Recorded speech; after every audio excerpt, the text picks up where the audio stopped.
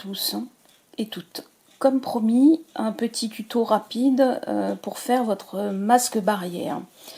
Donc je suis Véronique Didier, je suis costumière à Reims et je donne aussi des cours de couture, d'où l'intérêt de ce tutoriel. Donc d'après les normes AFNOR, qui sont donc les normes officielles qui ont été faites fin mars, il est fortement conseillé d'utiliser du tissu en coton, avec un grammage minimum de 145 grammes au mètre carré. Donc si vous voulez faire vos calculs, vous coupez un petit carré de 10 cm sur 10, vous le pesez, il faut que ça pèse 1 gramme 45. Bon, le mien, il ne fait que 140 grammes au mètre carré. C'est du drap 100% coton qui vient d'une usine des Vosges. Je vous conseille un tissu blanc ou uni teinté grand teint pour éviter de respirer de la teinture et des produits chimiques. Donc voilà, sinon les tissus conseillés sont aussi de la popeline qui est un tissage très serré à raison de 125 fils au centimètre carré, ou bien de la percale. En tout cas, un tissu tissé très serré.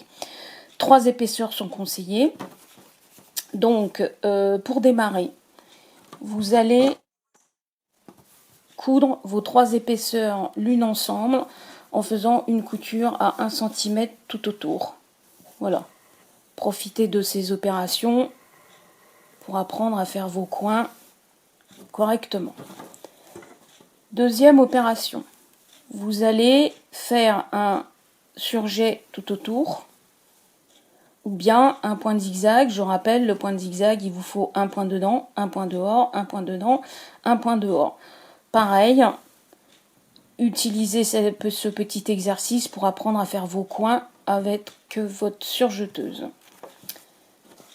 Troisième opération, vous faites un ourlet à un petit peu plus de 1 cm sur 2 côtés. Donc un côté, un deuxième côté. Point d'arrêt en bas, point d'arrêt en haut. Une fois que ça c'est fait, vous allez plier votre carré en deux. Donc vous voyez, ici je suis sur l'endroit, hein, j'ai mon ourlet en dessous. Et vous allez faire un point d'arrêt à chaque extrémité à 5 cm du bord. Entre là et là, 5 cm. Donc un point d'arrêt ici. Un point d'arrêt ici. Pourquoi ce point d'arrêt? Parce qu'en fait, vous allez prendre votre masque comme ceci et plier, faire un joli pli plat comme ceci. Donc le point d'arrêt qu'on a fait ici va être très utile pour la suite. Donc une fois que vous avez bien plié au milieu comme ça, vous allez donc faire une couture ici, une couture ici. Je retourne. Ça c'est l'envers. Ça c'est l'endroit. Et enfin, la dernière opération, vous allez fixer de l'élastique souple, assez souple, en le fixant sur l'envers. Moi j'ai fait un petit point d'arrêt ici, un petit point d'arrêt ici. Au niveau de l'AFNOR, il conseille des élastiques de 35 cm pour pouvoir en placer un à l'horizontale de vos yeux, juste au-dessus des oreilles, et le deuxième qui passe sous le menton et qui remonte sur le haut du crâne.